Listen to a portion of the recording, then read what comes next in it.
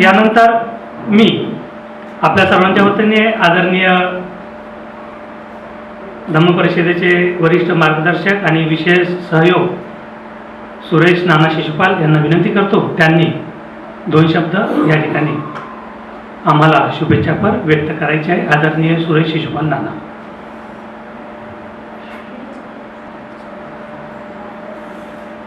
आदर्शांना वंदन.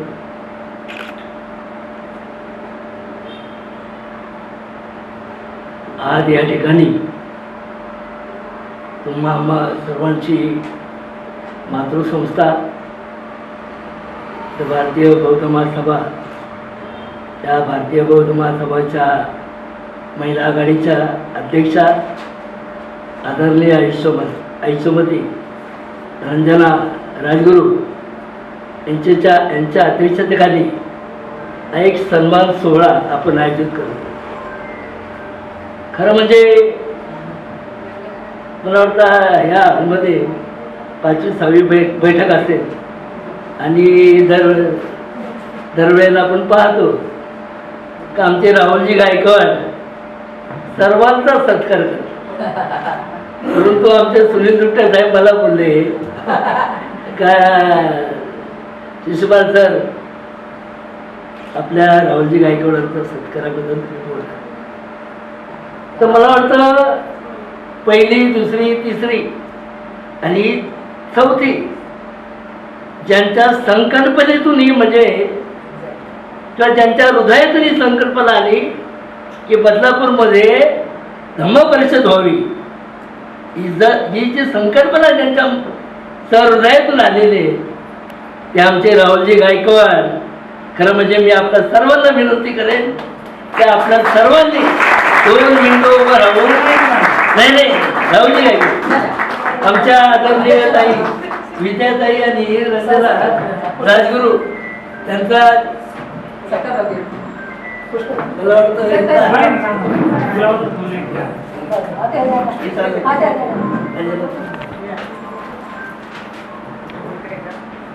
सर्वांना नम्र विनंती की आपण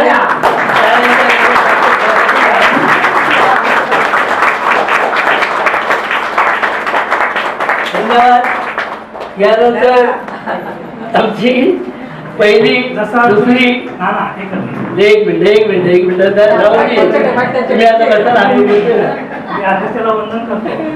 आणि आज जो तुम्ही सगळ्यांनी लक्ष द्यायचा, जो तुम्ही माझा सन्मान केला, तुम्ही मला ती संधी दिली, त्याबद्दल मी तुमच्या सगळ्यांना या ठिकाणी बसून अभिवादन करतो. अरे तुमच्या या विश्वासाला आजपर्यंत 1ली, 2री, 3री आणि 4थी जी बदलापूर शहर आणि ग्रामीण भागातील ही जी धम्म परिषद आपण आजपर्यंत म्हणजे परिपूर्णत्वाला नेली, त्या परिपूर्णत्वाला नेताना आपल्याला ते प्रसिद्धीचे माध्यम आहे का जे आपल्या हा जो अल्बम हा 25 वर्ष टिकेल असा व्हिडिओ शूटिंग आणि अल्बमच्या माध्यमातून आपल्याला ज्यांनी संधी देणार आहे ते विश्वासजी गायकवाड साहेब. खरं म्हणजे यांचं देखील गेल्या 4च्या धम्म परिषदापर्यंत ज्यांनी आम्हाला टाईम टेबल बघितलं नाही. आम्ही जे बोलल्यानंतर सकाळी मला वाटतं 7 वाजता येऊन बसले इथे बाबासाहेबांच्या पुतळ्याजवळ. तर मला वाटतं आपण पुन्हा एकदा आपले सुनील दुट्टे सर आणि आमच्या आदरणीय भगिनी विद्याताई आणि रंजनाताई या आमच्या विश्वासरावांचा सत्कार घेतील. आपण सर्वांना एकदा 2 मिनिटं उभं राहून त्यांचा सन्मान करावा अशी मी त्यांना संपर्क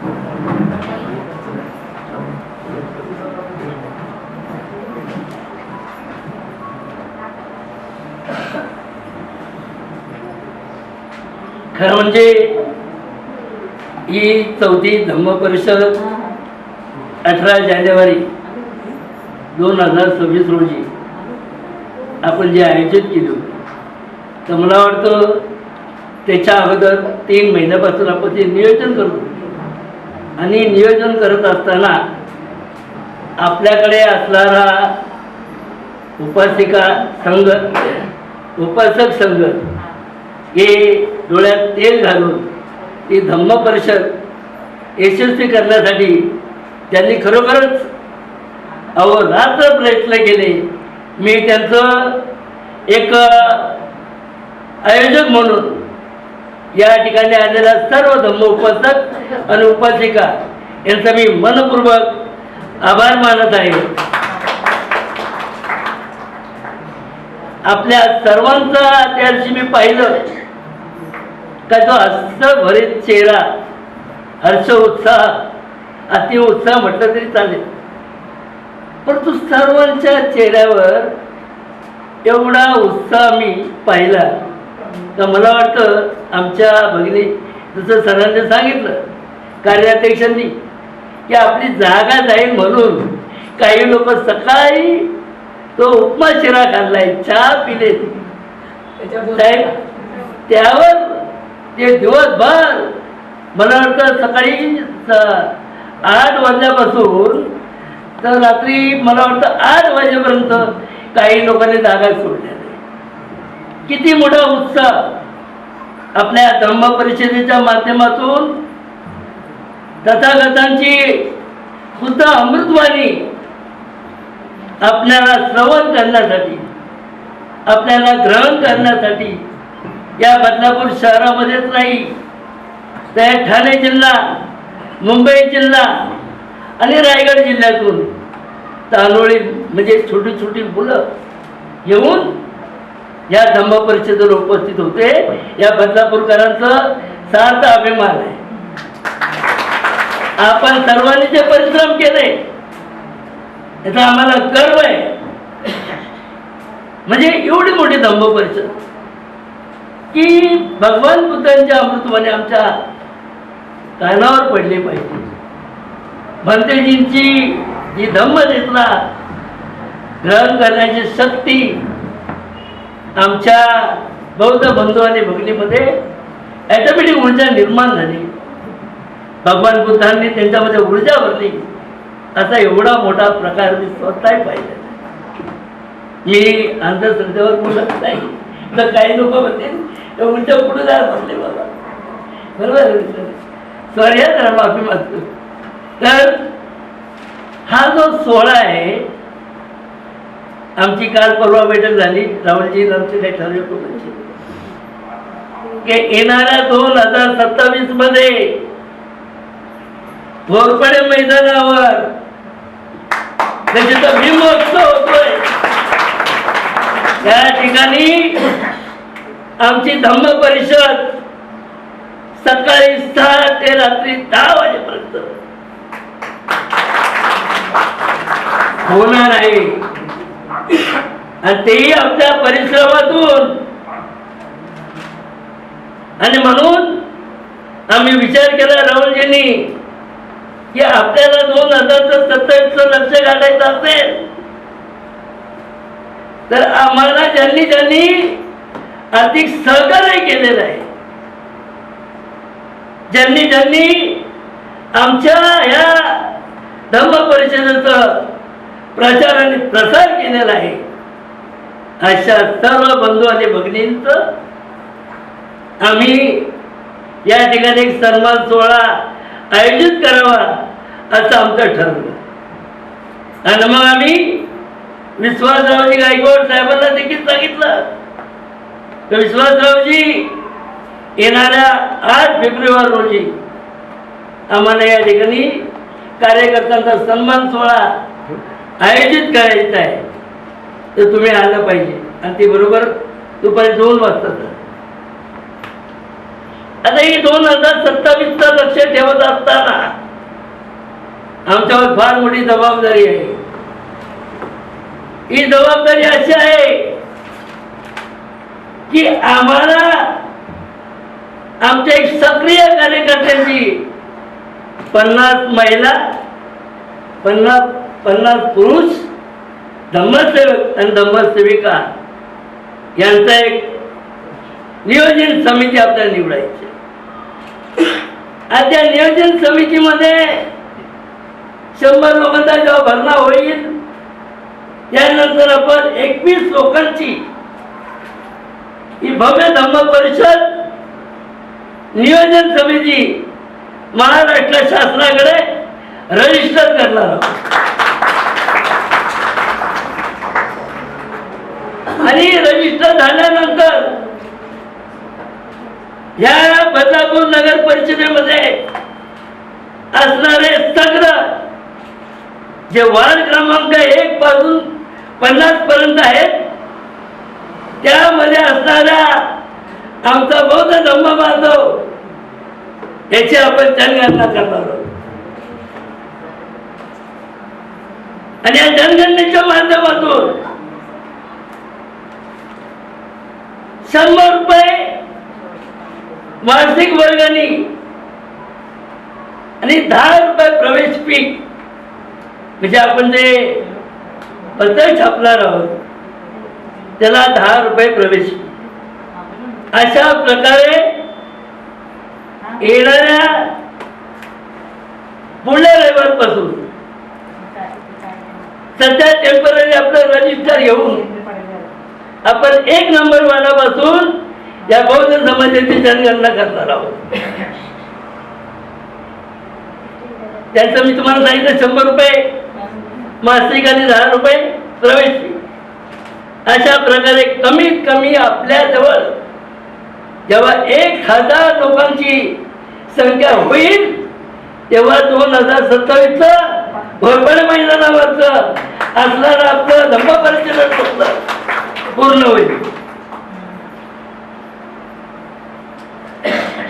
आज मी या ठिकाणी पूजनीय बनते संगपालजी यांच्या संकल्पनेमध्ये असणारी श्रवण शिक्षा अभियान, या श्रवण शिक्षण अभियानाच्या मार्फत बदलापूर मध्ये असणारा मी पाहिलं की त्या ज्या धम्म परिषदेच्या दिवशी राहुलजी अनेक दानशूर लोकांनी 5-5 हजाराच्या पावत्या पाडलेल्या आहेत. हा बदल बदलापूरकरांकडे आहे.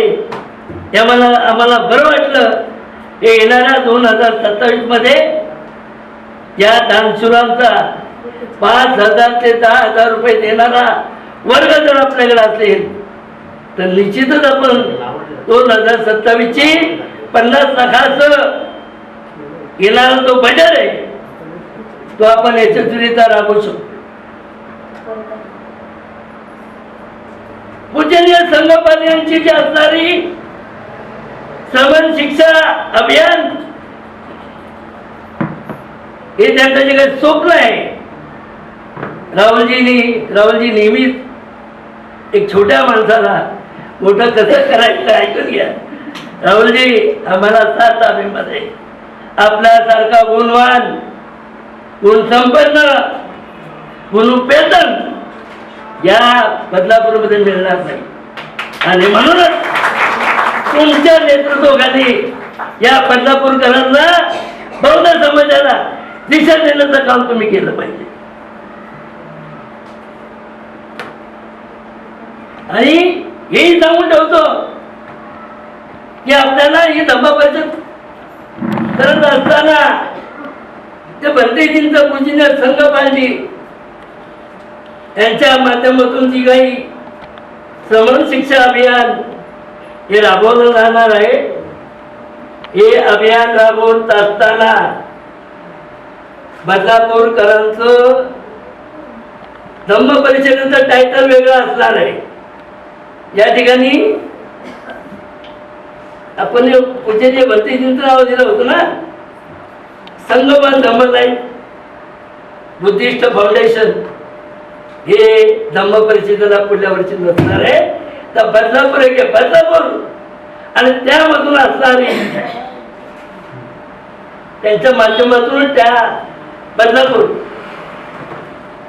धम्म परिषद नियोजित बदलापूर हे नाव असणार आहे आणि पूजनीय संघ बालाजी यांचं जे काही श्रवण शिक्षा अभियान आहे त्यांच्या माध्यमातून आपण, तुम्ही काळजी करू नका, येथे तुम्ही मला दोन गोष्टी काही एकत्र आणणार नाही, तर आपण आमच्यासारखे काही जे म्हणजे चांगले विचारवंत आहेत, आज सुनील दुट्टेंसारखं जायला सुहास आहे, अनेक मान्यवर लोक आहेत की श्रवण शिक्षण अभियान अंतर्गत या बदलापूरकरांची 5 एकर जमीन ही स्वतःच्या मालकीची असायला पाहिजे आणि त्या दृष्टीने आम्ही प्रयत्न करणार आहोत. ती यशस्वी होईल याबद्दल मी खात्री देऊन मी माझा 2 शब्द पूर्ण करतो. जय हिंद.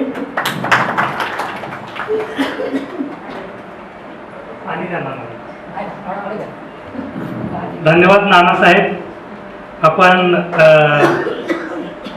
खूपच या ठिकाणी अतिशयोक्ती केली कामाची. आम्ही एक छोटेसे कार्यकर्ते आहोत.